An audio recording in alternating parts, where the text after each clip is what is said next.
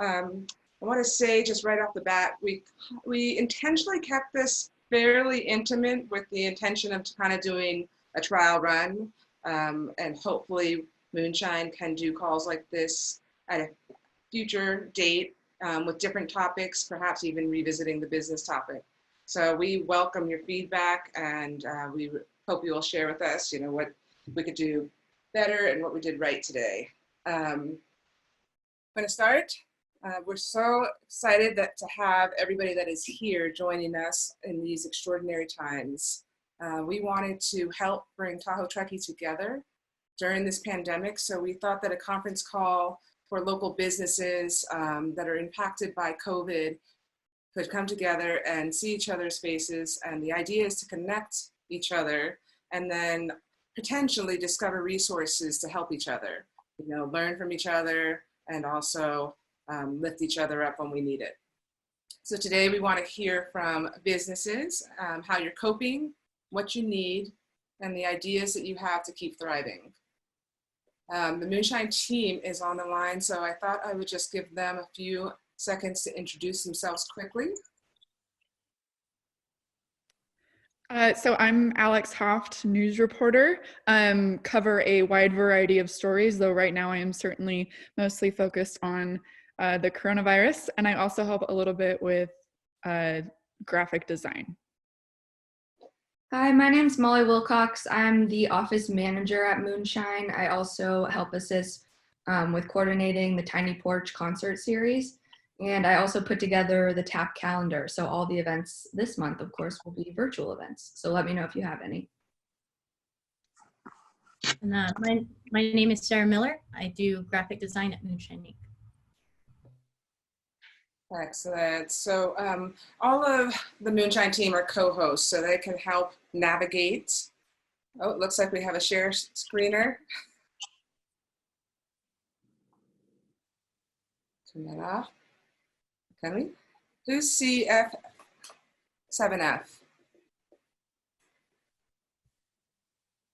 Oh, there we go. Thank you. All right, Sarah, could you put up the slides that we put together? We have a couple nuts and bolts to try to make this as smooth as possible. We're starting with this screen because this is a quote that has given us a lot of encouragement as a team. It's talking about both the sides, excuse me, we're both the side of how COVID and coronavirus are representing the greatest pandemic that we've seen in modern times. But then the other side is that there's opportunity.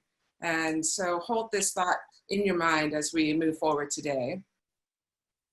Next, this is going to be what we're asking for the local businesses to talk about. We want you to give your name, your business, a quick recap of what you do, and then again, how you're coping, what you need, and then ideas that you have to keep thriving. So in the spirit of journalism, we did want to let you guys know that it is up to you whether or not you want to be on the record or off the record. Of course, we hope you're willing to share things on the record, but before you speak and share your experiences, if you wouldn't mind clarifying whether you are comfortable with what you're saying being on the record, or if it should be off the record. We're not promising stories or anything, but just kind of spirit of transparency. Thank you, Alex. And then some nuts and bolts. I know a lot of us have been on conference calls a lot in the last 2 weeks. I thought I did the parameters for the call today and walk you through some of the steps just to make sure everyone's on the same page. First and foremost, we're asking that everybody mute yourself by default so that cuts down on background noise and allows the speaker to be heard clearly. There is a panel at the bottom of your page that says participants. And if you click on that, then you have the possibility of access to raise your hand. And then also there's a panel called reactions. And we're suggesting using that when you want to give somebody applause for an idea they have, or you want to just give them kind of support with a thumbs up. There is down there as well a chat. We're requesting today that you don't use that chat for general questions. We'd like people to be able to focus on what people are saying. So raise your hand if you'd like to speak and ask a question, but you may use the chat for just talking to Moonshine if you have a question about protocol, and or if you have any links, URLs that you'd like to share with the group. And wanted to point out that you can do a personal conversation if you wanted to reach out to just one of the participants. If you're in that chat window, use that drop-down menu. It says everyone by default. You can select one of the participants, and then anything you send will go directly to that person. In order to get us out of here on time, we're hoping that everyone can keep their talks and stories to about 2 minutes, and that will leave us time to do a little Q&A at the end. And with that, that gives us our agenda. And this is, Sarah, if you go to the next slide. It's going to be about, we're estimating about half an hour, 35 minutes for stories. And then wrapping that up, we will move into the Q&A. We have some people on the line that are not business owners, that are business resources. So I'm going to leave it up to them if they would like to also introduce themselves and give a little background on resources that may be available for businesses. So moving back to our slide about what we would like you guys to talk about. So Sarah, if you'll put up the your turn slide. Thank you. We're going to leave this up for the first 2 people, 3 people that talk, and then we're going to move that into the chat so you guys can see it if you would like to reference it. With that, if you would go ahead and if you would like to speak, raise your hand and we will get this going. And again, this is a safe space for you guys to share your stories. The intention is to kind of hear from the different industries. That's why we invited a lot of you, because you represent a different aspect of businesses as they are dealing with this crisis. So, you know, keeping that in mind, we really would like you to kind of be very particular about, you know, what are the things that you guys have found as this pandemic has progressed. It looks like Jared Anderson has his hand up. All right, Jared. Hey guys. Can you hear me okay? Sound great to me. Okay, cool. Hey, so I am, say my name, business, Jared Anderson. I'm a doctor of Chinese medicine here in town, and I own Summit Sports Acupuncture, which is a predominantly like sports and orthopedic rehabilitation clinic. But I also practice traditional Chinese medicine, herbal medicine, health coaching, things like this. And so obviously, you know, my clinic is actually considered essential because I'm a healthcare practitioner. And in fact, in many ways, I can be a sort of front line for people to not end up in the hospital, which is, I think, actually pretty critical. And yet it's also a real ethical conundrum because I have to interact with people. And so what's amazing is that Chinese herbal medicine can really thwart or potentially slow down or really boost the immune system with COVID. And so it can be really powerful sort of mediator for this process. And yet I can't see patients really, or as many of them. A lot of them are elderly, and I've told them not to come into the clinic. So I'm attempting to do some teleconferencing, which is starting to happen, but it's a little slow. And yeah, it's certainly a difficult time, and yeah, certainly a little bit of a scary time. Like, how's this all going to proceed, and how's it going to affect the community? And, you know, for me, just to try to keep things brief, I'm trying to really, you know, this weekend is going to be a time where I'm trying to come up with ways to start to reach out to the community and let people know that there are a lot of things that can be done. You know, I have patients in Southern California that I've sent herbs to who have COVID and they recovered in 3 to 4 days. using Chinese herbal medicine. And so, you know, I'm struggling a little bit with trying to make like excessively bold statements because it's not possible. Like herbs are not necessarily cures for COVID, and yet they can be a really powerful ally.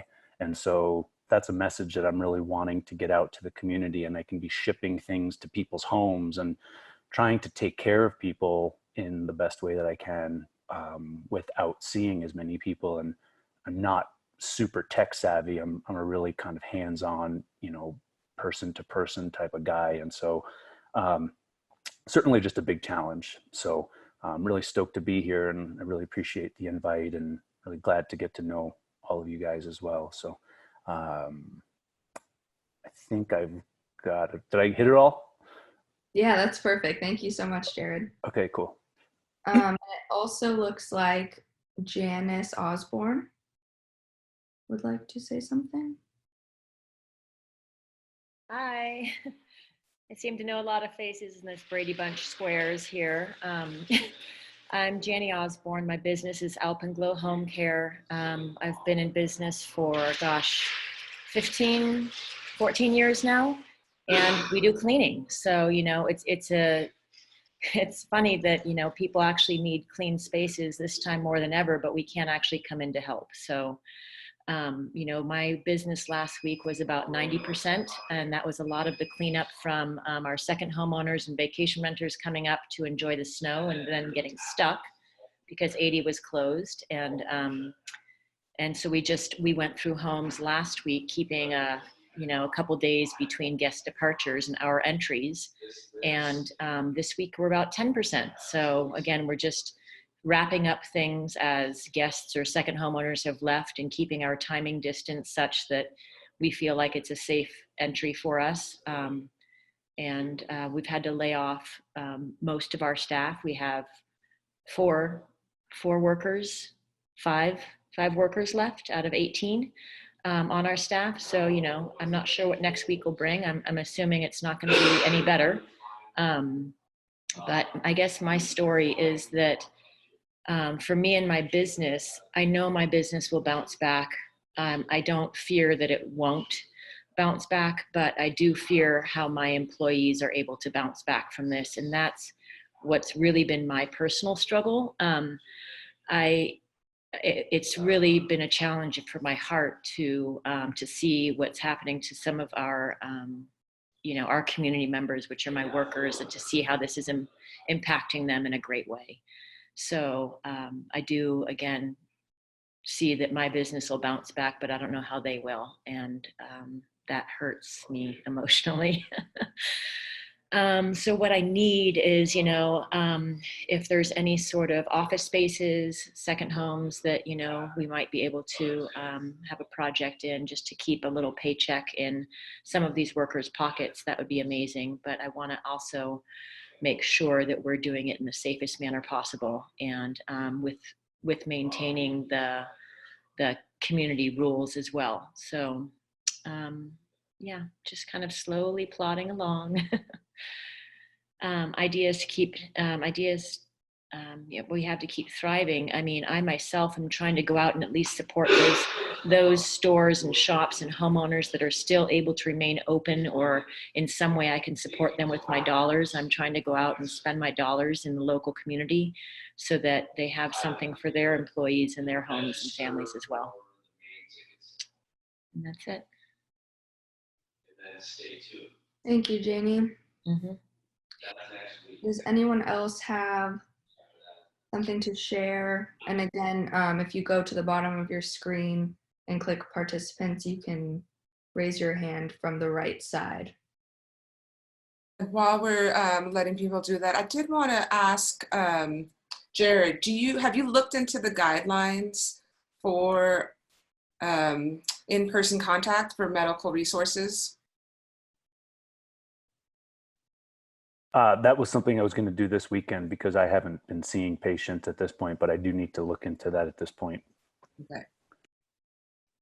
And do you have any employees? Sorry. Pardon me? Do you have any employees? No, it's just me. Thank you. All right, Judith. All right, can you hear me? Yes, thank you. Like I'm nervous public speaking. My name is Judith Klein. I'm the marketing director at Tahoe Luxury Properties. We do both real estate sales and vacation rentals. Obviously, vacation rentals has been heavily impacted, starting with, as all of this was beginning, we are changing our cancellation policies and allowing people to make decisions to cancel.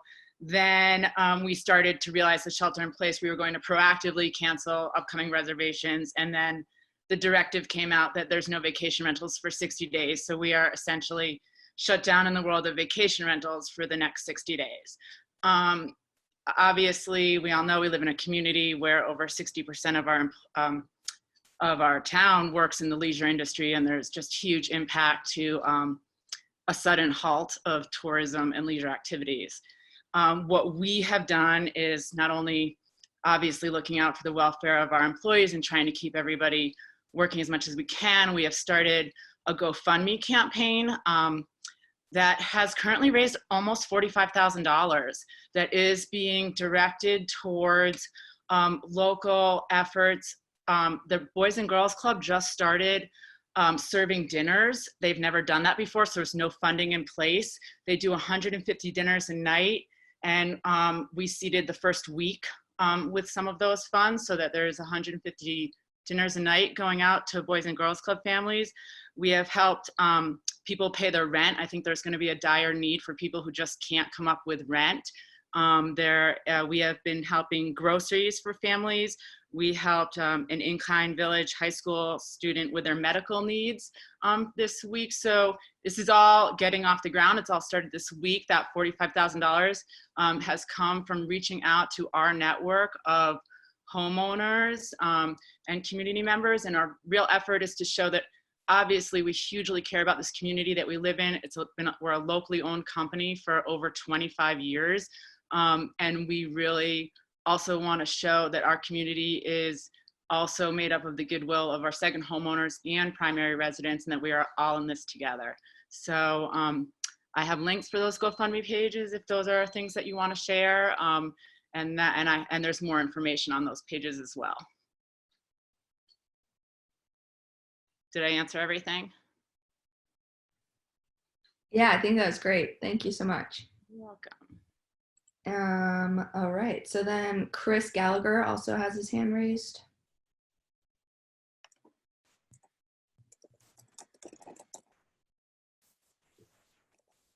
And you might be on mute. Okay. There we go. Hi, my name is Chris Gallagher. I'm the Director of Marketing at Grand Lebacan. We have also obviously have difficult weeks since everything's been announced. We released the whole story kind of yesterday in an email. If you go to grandlebacan.com/blog, right now you can see kind of what's been going on for the last week. We've laid off, 95% of our staff.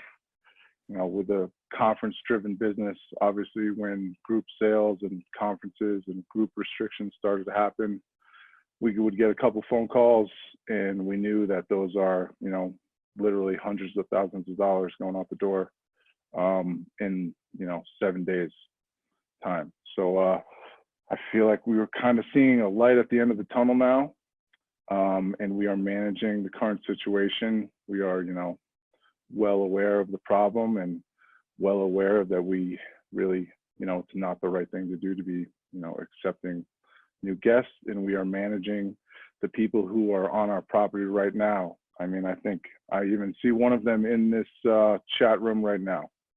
So also, I mean, we are, I've been on top of dealing with the marketing duties, and we're down to a staff of 5. I've been helping the employees with unemployment. That's been a challenging issue with so many at once. We're giving away food and supplies to everybody from our kitchen, cleaning out the food. So it's been rough, I'm not gonna lie. We started a store yesterday. We've raised about $5,000. the truth is we woke up this morning and I think it was a new day. We applied for a small business loan for a significant amount of money. And I think now that the circumstances have changed dramatically, that we will either get a loan through the Small Business Administration or through a bank directly is kind of what we're doing. The real thing I've been working on too is like, I don't know, feeling the crunch of basically our credit card's not going to work. And all these technology companies that we work with right now and I have accounts with, that I don't know what's going to happen. So we have reached out to them, and you know, I was in touch with people at Facebook yesterday, and we are now eligible for a grant for ad credit and things like that. I talked to Dropbox today. They're going to hopefully pause our payments. Our ad agency is going to stop billing us for a couple months. So it's all things like that, I think, to stop the hemorrhaging of all the refunds that we'd have to give in the last week. And, you know, we really are focused on what are the next steps for, you know, the hospitality industry in Tahoe right now. You know, it's a bleak, you know, bleak to see, you know, how our resort would be 100% full right now, in any other time. And right now it's, you know, less than 5% occupancy. So we are managing as we can. A couple of the other things we did, we made a private Facebook page to stay in touch with the employees. And that's kind of been providing assistance, just giving them the news, giving them, you know, updates from Grand Levacan, and just explaining, you know, the complications of unemployment insurance, people who are unable to do it online, people who need help in other ways. But, you know, we are definitely, you know, now I feel like, you know, it has stopped and we have a chance to recollect and, you know, rebuild this business in a different model.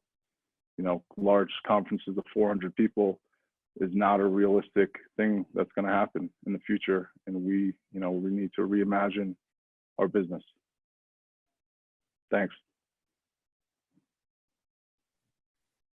Thank you, Chris. All right, next up, we have Michelle. Hi, can you hear me? Yes. Okay. My name's Michelle Rawls. I own the Bar Effect Pilates studio for the last 12 years in Truckee. Let's see. I think mostly we went on Zoom right away because the health of our clients and the community is our you know, has always been my priority for the business. And then keeping the instructors employed and keeping them able to teach classes on Zoom has been amazing. So super grateful for Zoom and this type of business. You know, we don't need so much to be face-to-face, but we need to learn different platforms on how we're going to make it work. So we're learning as we go, Zoom being the biggest, you know, platform, and how we're working super hard every day to figure out easier ways for clients to get on Zoom, and then going Facebook Live, and just really working through the social media platforms that we have no choice but to use now. And as far as the needs, I mean, we are not using our studio. Our overhead is $5,000 a month. I mean, there's no way we can pay that. So yes, I've applied for business loans grants, and also the bill passed this morning for the $2 trillion bailout. So there's applications for that as well. My goal is to keep our 8 girls teaching, paid, and, you know, health is huge. I feel like the first week we did just free classes for everyone.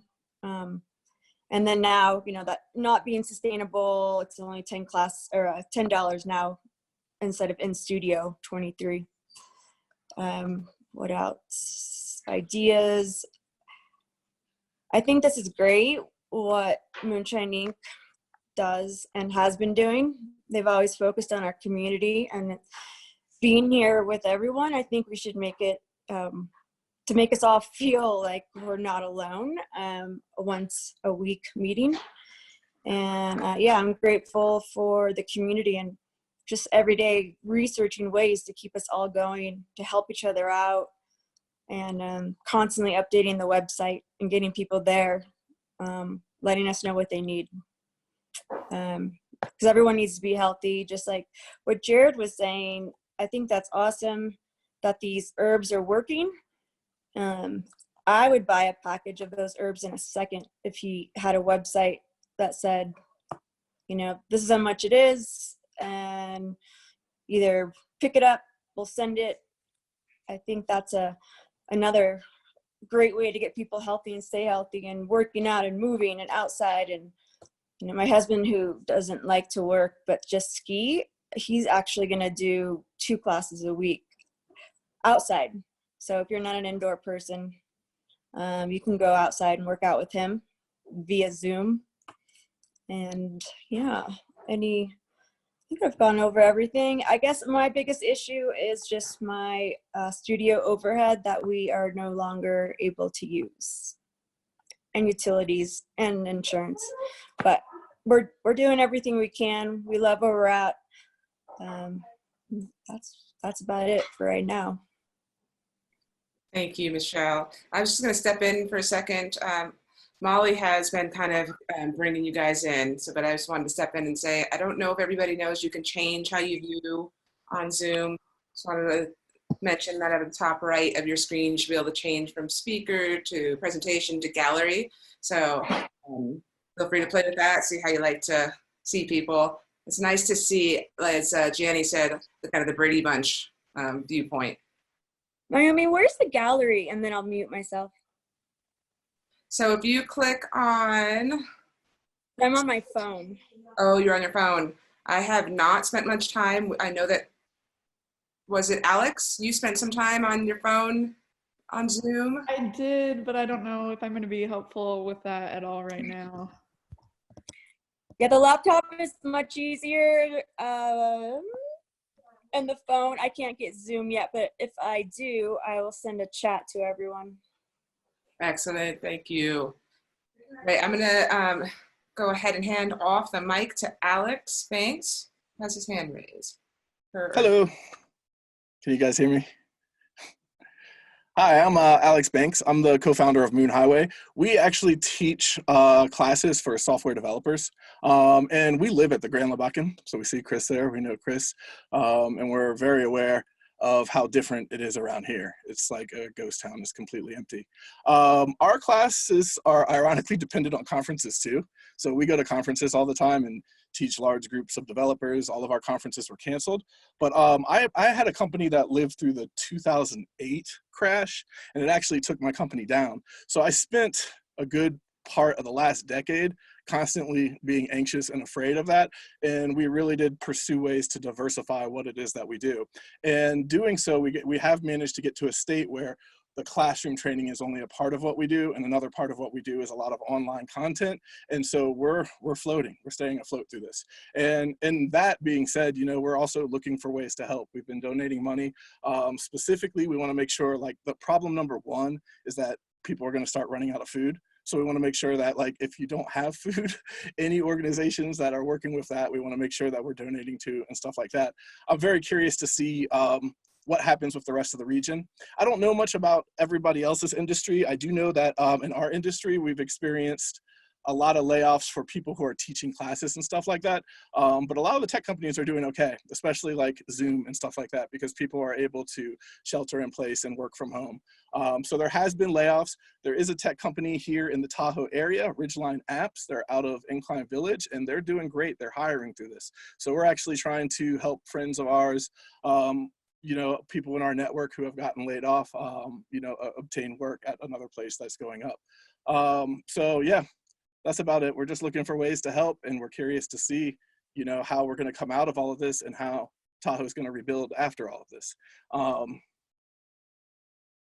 Yeah, thank you. Thank you so much, Alex. I see a couple people just jumped on, Keith and Mario.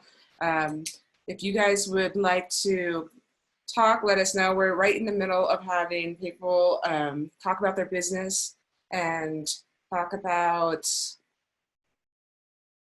how things are going, how you're coping, what you need, and ideas that you have to keep on thriving. So if Keith or Mario want to talk, that you guys are welcome to step up. Looks like you guys are on video. Looks like Keith is coming up. Hi. Welcome. I'm jumping in the middle here. I apologize. No worries. If you look at the chat, Keith, you can see a little bit of the list of the elements I just mentioned in terms of your name, your business, quick recap. Okay. Got it.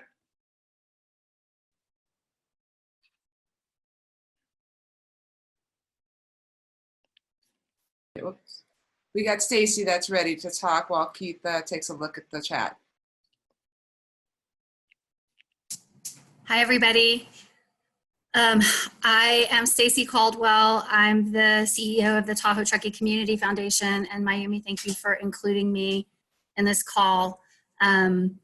I just wanted to give everybody a little bit of an update of what's happening at the Community Foundation. We really made a pivot and made a decision that our resources right now would be focused obviously on this situation. And so we've dialed down our activities in some of the other areas, primarily our communication activities. So Mountain Housing Council isn't sending out e-blasts, our Forest Futures work, all the other kind of things that we do. We've also launched an emergency response fund that is growing, and it will be focused on flexible funding for our nonprofits. And we're talking to other funders in the area so that we're coordinated. So we're talking to Martis Camp Community Foundation, Parasol Community Foundation, all the others out there, so that we can be really smart about how to align these resources and support our nonprofit community during this time. And then finally, I just wanted to share a framework that we're looking at on a weekly basis to keep an eye on those nonprofits that you guys love so much. And the framework right now is around access to food, senior care, housing and shelter, mental health and substance abuse, essential workforce. How do we keep that essential workforce stood up over the coming months? And the census count. A complete census count is really important for us to access some of those state and federal resources that suddenly we're in need of. And so those are the 6 categories. And then finally, we're putting out a bulletin and posting it on our website every Tuesday of resources that you can share with your employees and your neighbors and people in need, so that you feel like you have a place to go and just see, you know, where can I send someone, or where can I access it for myself. So I know this is a really difficult time. I want you to know the team at TTCF and our board are really trying to put our arms around the community right now and support all the activities that you guys are doing to benefit others. So thank you. Thank you so much, Stacey. I appreciate that. Again, Keith or Mario, if you want to jump on, go ahead and raise your hand. Melody, would you like to give your story? Sure. Am I on? You're on. Okay, great. Well, I'm Melody Meng. I own Main Attraction Salon in town. I've owned Main Attraction for 28 years. And right now, my concern sort of echoes Janny's in that it's for my employees, because it's really tough. I mean, they depend on that weekly income to keep going. I'm in a fortunate position of owning my building, so I can pass on that to my renters and not charging them rent until we get back going again. So I'm happy to be able to do that. But, you know, we're concerned about our clients. We're trying to communicate with them and let them know that we're here for them. We'll be when this all ends, we will be there, ready to do their hair. I've delivered some color. I've made opportunities for people to pick up color. We're sending out an email blast today discounting product, and we'll make arrangements for people to pick it up. I've paid for unlimited online classes for the girls so they can be taking hair cutting, hair coloring classes while we're down. I'm gonna take the opportunity of our closure to replace the floor in my salon and, you know, just trying to do what I can to make them feel like they'll come back fresh and be able to help our clients out. And one of the things that worries me is my employees who do need help for them to access funds that are available and that they know how to get their unemployment. And we're just working on things like that right now.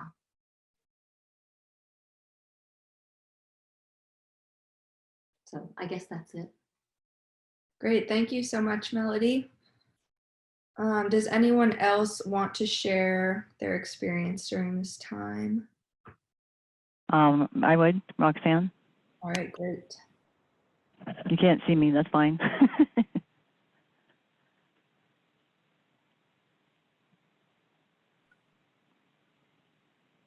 Did you have me?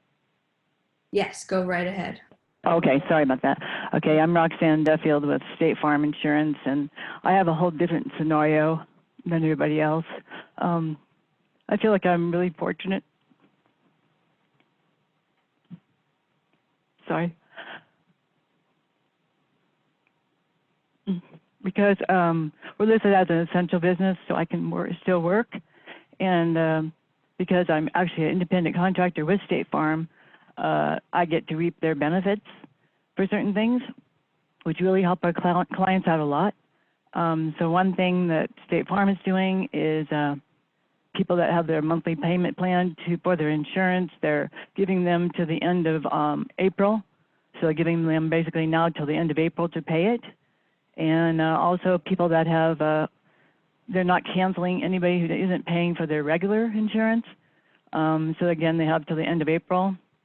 So they're giving them basically a leeway of time to pay for things. So that really helps out the community greatly. And to me, I figured by that time, maybe the bill that was just passed and the monies would be going out in that $2 trillion relief package, the government checks might be received by then, you know, maybe in a month from now. So I think that's a good thing that can be happening, hopefully. Otherwise, with my office, we were compiling a list of things too, as far as where people could shop. And we're trying to do things for seniors in the compromise, like where can they go do things? What can they do? You know, what are the resources? So we are reaching out to them. Not only have we done email blasts, but also we're calling them personally now to let them know places they can go shop early, resources that are there for the senior center and stuff like that. And I've been an agent for 33 years. I was through, of course, the 2008 excitement. And, you know, I just have a different scenario. Yes, I do get money off of people's renewals every time they pay, but new business coming in, of course, is really slowed down. And of course, when people can't pay after April, then of course it'll affect me at that point. But right now I'm riding okay. It's again, I was already down to 1.5 people, so that's not too bad. So I'm hoping I don't have to do anything with them. But like everybody else has said, I've been really, you know, helping the town out with giving business locally. I always did anyway, but doing to-go food and spending more local and just trying to support the people in the way I can. And we don't have children, so we're good. You know, our expenses are low, so we're good in that way. That's about it, I think. Thank you. Thank you, Roxanne. I am seeing from a couple people that they're saying their children are way too hyper to jump on the video call. And that was a comment that I got from quite a few people, that they weren't too sure about the nap time. So that's something to consider for the future. And if you know of somebody that would like to join in a future conversation, perhaps they could give us a feedback about what's a good window for those that have hyper children. We're just about at the right time to move into the Q&A. So again, raise your hand if you have questions. I had a few questions that I've been noting and jotting down. So I'm just gonna go ahead and dive in, but feel free with your questions. I especially want people that know that they've been able to answer a question that somebody has as a business to jump in and say, hey, you know, I had that same question with my business and this is what I've been doing. Alex, you mentioned that you think that we're going to run out of food, and I also heard that as a comment from somebody else. I would like you to kind of reflect on that and tell us what you're seeing out there and why you think that's going to happen. It's not necessarily that I'm worried that we're going to run out of food. I just think that the basic necessity of that is the first thing. I remember what it was like in my life to be on the line. You know, there were places where like I was very paycheck to paycheck and didn't really have enough money for the next paycheck. And it seems like this isn't going to be a short period of time. It's going to be a longer period of foreseeable time. So I think there are people, you know, that are probably okay this week and next week that don't realize maybe the week after next and the week after that, things are going to start to get a little bit more rough. I don't think the delivery trucks are going to stop or anything like that, but I can see it being hard to access food if you run out of money. I see Liz and Kristen have their hands up. Liz, let's go ahead and start with you. Can everyone hear me? Hi. So my name is Liz Bowling. I am with the North Lake Tahoe Resort Association. We are the Chamber of Commerce, and we also work with Incline Village as the DMO for North Lake Tahoe. So I just wanted to talk a little bit about what we've done over the past 2 weeks to talk to our visitors about refining travel plans and holding off on visitation until it's safe and viable again. So a bit on our consumer channels, our messages have really shifted to come visit, to please stay in place. We want to engage those travelers in their dreaming phase to talk about when this is over. We want to be on their list to come back to, because we know that as our business community really rebounds from this, those are some of the people that are going to help. So you'll see that across all of our consumer channels, though we really have a stay in place message out there. And then from the NLTRA side with the chamber, we have we launched a new landing page this week that are really full of everything from employee resources to business resources to businesses that are open, people who are offering virtual services. We wanted to try to encapsulate everything into one place so it can be a hub of information for people. So that's an ongoing thing that we're updating in real time to really just help the community. So, you know, we only know what we know. If there's things that are missing from that site, please let me know, because we can add that in pretty easily. But it's really, the point is that it's to serve our community. So I wanted to talk a little bit about that. Our new CEO has been in conversations, obviously, with Sierra Business Council, with the Community Foundation. But again, you know, if there's other avenues that we need to be in that we're not in, I would welcome those suggestions. One of the other things that we're trying to work on with Placer County right now, we have calls with our supervisor and then key leadership staff members at Placer County three days a week. So we're in constant communications with really high level folks that are decision makers in terms of what was happening with the STRs. And then now, you know, if there's a way that we can work on a TOT deferral program. So lots is in the works. Again, this is moving so fast that that we're just trying to respond as accurately and as thoughtfully as possible. A couple other things I wanted to just talk about is, and just a story that I haven't seen out there, is this whole concept of distance learning. And what the school district, my daughter's at CELS, and what they've done in such a short period of time is astounding, and I think really deserves a lot of credit, because as a working mom, I'm juggling my job and also trying to get my daughter on Zoom meetings. But what the resources that they've come out with are really incredible, and so I think our teachers and our school district really deserve a lot of credit, as do the business owners who are trying to just figure this out in real time. But that's one thing that I think has really been amazing in this. And then from just a PR perspective, one of the things that we're really looking at is these stories of resilience coming from our community. The fact that Tahoe Luxury Properties has raised $45,000 in a couple days is amazing. That you know, New Moon has completely shifted their business model. They're offering wisdom hours. Pioneer Cocktail Club is going grocery shopping for people. Bridge Tender is offering 50% match to the healthcare workers. So, you know, I've also loved seeing the community come together. Judith said it earlier, we are stronger together. And so that's these stories of resilience is huge. And I think that at a time where we're seeing a lot of, I don't want to say, just people sometimes pushing against each other. But if we can talk about the positivity that is coming out of this, I think that's an important place to be. And so, you know, really looking to tell those stories that can be far-reaching, that we're doing that as a community and showing up in full force of that. So those are just a few of the things that we're working on, and thank you. Thank you so much. We got Kristen up next. Great. I'll try to keep it brief, but so Kristen York, Sierra Business Council, we run the Small Business Development Center. We've been fielding about 75 calls a day and processing a lot of disaster loans. So, but I'm really loving this group and what we're hearing. I loved what Chris said about reimagining your business model. So we have a continuum that we're working on, which is this is a shock to the economy. This is a time to build resilience and really reimagine. There will be reforms at all levels in the economy, government, society. So being prepared for those, how your business comes out, is really important. Chris,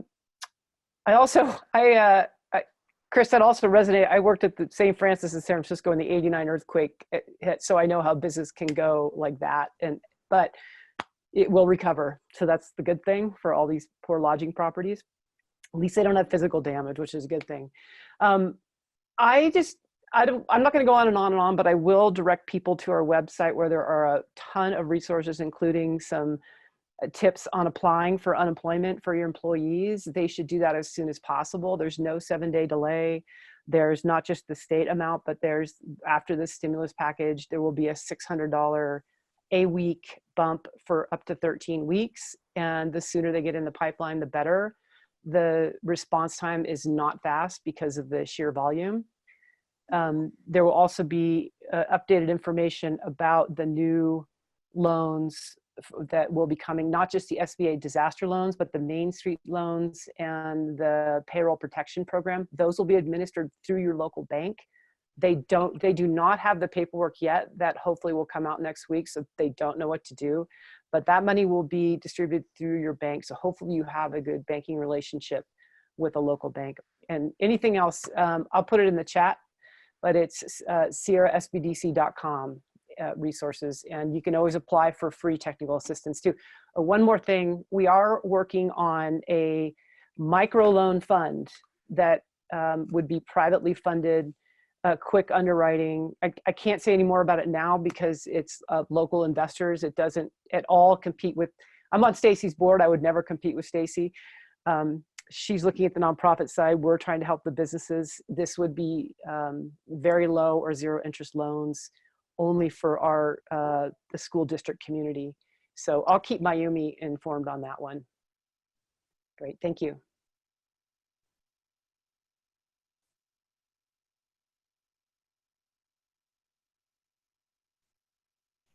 Mayumi, you're muted. Thank you. Thank you so much, Kristen. I really appreciate that. Thank you, Stacy. I'm going to let other people raise their hand as they would like, but there was a question that I wanted to address to Judith. She has that fund that they were able to raise $45,000 through their network, and I thought it would be helpful for people to hear how you guys got the word out. Yes, we have reached out to our network of homeowners, our clients, our real estate clients, people who have a real association with Tahoe being their community. On top of that, we've just used Facebook, social media, and traditional avenues for promoting the GoFundMe page.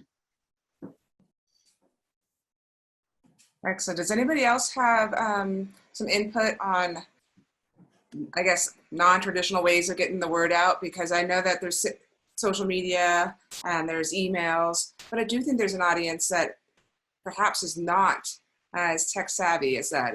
Has anybody has had experience with different ways of getting the word out at this moment in time? I heard somebody talked about calling, that was Roxanne, calling some of the seniors directly to see if they needed help. If Roxanne, you'd want to talk a little bit about how that happened. First, I'm going to put Alex up.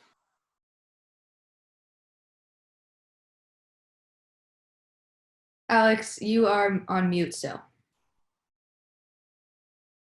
I actually had a question. So if you're going to ask that question, I'll let people answer that question before I propose a new one and change the subject. Okay, Roxanne, did I see that you wanted to jump in? Okay.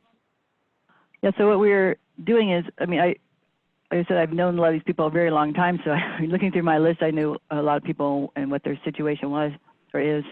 And so we're actually calling them, and some of these people actually in their 50s also, who don't use their computer, is just to reach out because they have not received any of these other methods at all from us. They don't know. We want to let them know we're here so that, and I've had people call the 800 number thinking I wasn't here.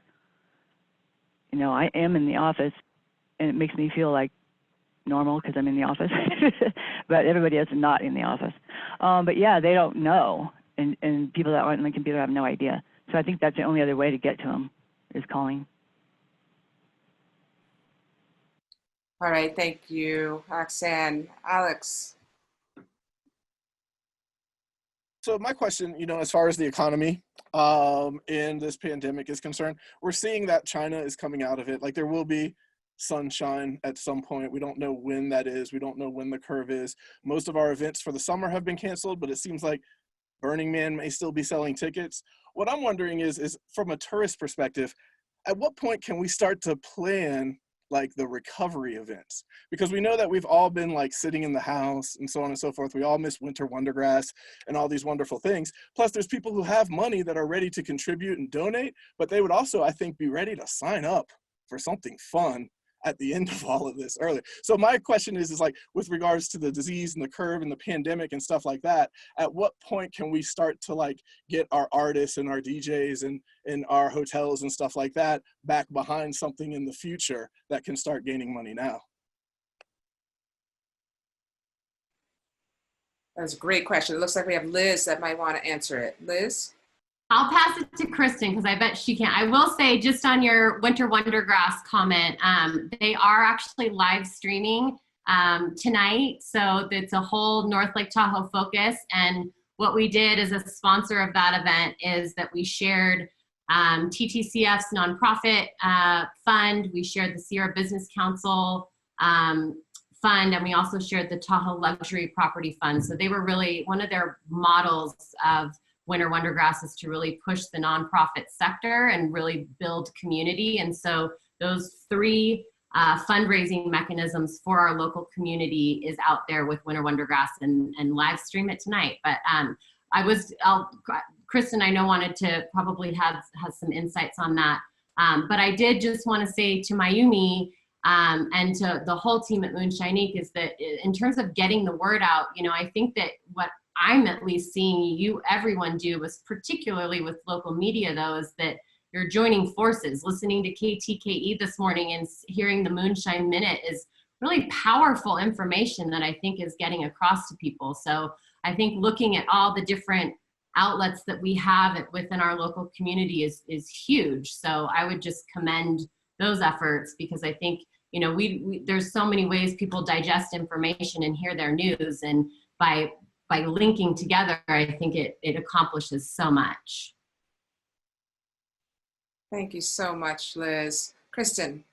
Yeah, so this actually, I saw this after the '89 earthquake and fire disasters we've had. There's two ways to look at it. One way is people are going to be really timid about going out, but the second way is there's going to be a huge amount of pent-up demand. And you can't promote an event unless we know we're going to be able to have it, but we can look out probably into the fall. I mean, don't quote me on that, but one of our counselors gave me a great quote. He's been helping so many people. And I said, what are you telling me? Because the first thing I say, it's an old Greek saying, when the fishermen can't fish, they mend their nets. And I love that so much, because now is the time for us to retreat and plan. And I just keep envisioning that scene from The Wizard of Oz where all the munchkins come out when the wicked witch is dead. Like, that is what I envision is going to happen, because people are going to be needing that, right? And they will come back. It's just, we can't put a date on it, but it's going to happen. I couldn't have said it better, Kristen. Thank you so much. I was actually going to start wrapping us up and say that I think that the next topic that I would like to see us venture into on these conference calls in the business realm is, how do we rebuild? I think Chris said it perfect. You know, that's what we got to all start doing. We got to start looking to the future. We don't know when that's going to start, but together we could start building those dreams before we get the okay to start going outside and hang out together. I want to wrap us up, but I want to remind you that people have been putting resources into the chat. So there are a few links coming in. There are places that you can support some of the movements that have been talked about. Also, Kristen has put the Sierra SBDC resources, which I think that is a direct link to try to help people file unemployment and maybe access loans. Before we go, though, I just want to make sure that Keith joined us kind of late and Mario did. Do either of you two want to talk, because you two represent business industries that we really haven't heard from? We're good? All right, we're at 1:59. I need a little chat if you want. All right, is that Keith? Yeah. Would you like to get up there, talk for a second before we go? Sure. What can I fill you in with? Okay. Tell us about your business and tell us what's been going on for your business and how you're coping and what you need and any ideas that you've come up with to help you keep thriving. Well, so my name is Keith. I own the Pastime Club in downtown Truckee. So kind of where we're at right now is, we sheltered up probably about a week and a half ago or a week ago. So we immediately applied for the SBA loan, which I'm sure like most people did. But we've reached out to our landlord and they're not willing to bend at all. So, kind of where we're at right now is, we just laid off all of our employees last Friday, in an effort to combat employee taxes, and allow them to file for unemployment. And then, we're kind of just in limbo right now, waiting to see if we get that SBA loan. If we don't, I don't know if we're gonna be able to survive. That business has been there since 1886, and unless we get help, we're done. So that's kind of where we're at. Thank you, Keith. I think that we will be keeping in touch with the participants today, and hopefully we can give some resources for you in that realm. And it looks like, Kristen, did I not put down your hand, or did you put it up again? Nope. All right, Michelle, you're up right before we wrap up.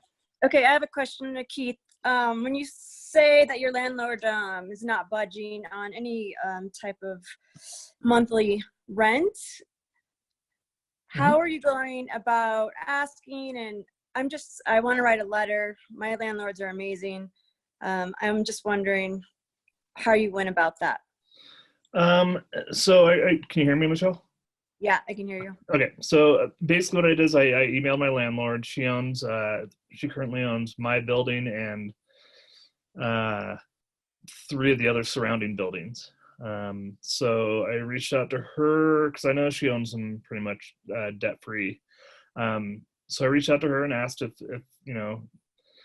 first off, if she was getting any assistance from the government, and she said no. In fact, she mentioned that she has a couple businesses that she's in the same boat I am down in the Bay Area, and I proceeded to let her know that the difference is that she is the landlord, so she can actually be making a difference. But I proposed extending our lease another year and tacking it on the back end of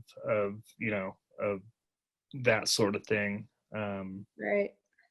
So I tried to give her options to, we're not trying to avoid paying rent just like everyone is, but you know, we obviously don't have the finances to do it right at the second. So I like that you gave options as well to you know, make it in her best interest instead of a empty building. That's a good idea. Sure, thank you. All right, I love these kind of questions. Thank you, guys. I am going to get us off the phone since we are at 2:03, but I hope that you found this productive. I hope that you found it informative, and I hope you found it inspiring. We will keep in touch with you. We welcome any future topic ideas that you'd like to expound on. This one I actually did want to ask about, you know, in terms of how do you talk to your landlord? How do you talk to people that you are going to have to pay and you're not going to have the revenue to cover it? So that's something that we'll look at covering. We also, just to real quick and recap, we are talking about bringing people together to talk about one of those big topics that's been on the community about STRs.